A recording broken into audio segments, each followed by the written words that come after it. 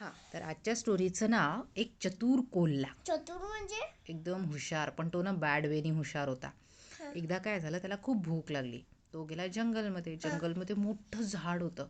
झाडावर ना आपला हा बर्ड बसला होता, एक डव. डव नावाचा बर्ड असतो एक. तुला माहिती आहे डव सोप असतं ना, त्याचा बर्ड व्हाईट असतो. कलरची. हां, त्यावर त्याचं ड्रॉइंग पण असतं काढलेलं. हं. तर तो बर्ड बसला होता आणि त्याच्या नेस्टमध्ये त्याचे 3-4 असे बेबीज होते, चिक्स होते.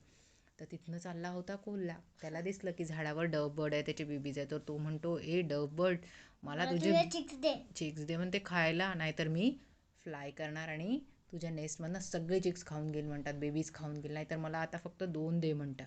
मग या बर्डला वाटतं खरंच कोल्हा येईल. ती त्याला 2 देऊन देते आणि खूप क्राय करते की आपल्या बेबीला कोल्होबानी खाऊन टाकलं. खूप रडत बसते. कोल्हा चालला जातो. तिकडनं येतो पॅरेट. पॅरेट म्हणतो, का रे डव, का रडतोय? मग डव त्याला पूर्ण स्टोरी सांगतो, असं असं कोल्हा आला होता, त्यांनी म्हटलं मी फ्लाय करणार. तो पॅरेट हसतो, तू मूर्ख आहे का म्हणते, तुला कळत नाही कोल्हा कधी झाडावर चढू पण शकत नाही आणि फ्लाय पण नाही करू शकत. आता नेक्स्ट टाईम त्यांनी असं म्हटलं तर ऐकायचं नाही म्हणाल आणि चालला गेला. मग त्याच्यानंतर काय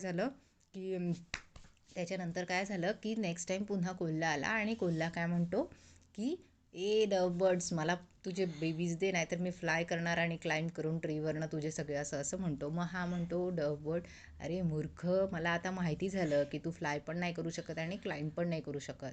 त्याच्यामुळे आता तुला मी कोणीच देणार नाही, आता माझ्या बेबीला टच पण नाही करू देणार म्हणतात. आणि तिथनं कोल्हा म्हणतो, मग अरे तू काल तर मला दिलं, आज तुला कसं काय कळलं की मी नाही करू शकत?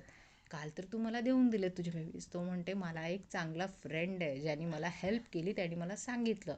So good friends are always giving you a proper knowledge. ते आपल्याला प्रॉपर नॉलेज देतात, प्रॉपर वे सांगतात, कोणत्याही प्रॉब्लेमचं सोल्युशन देतात.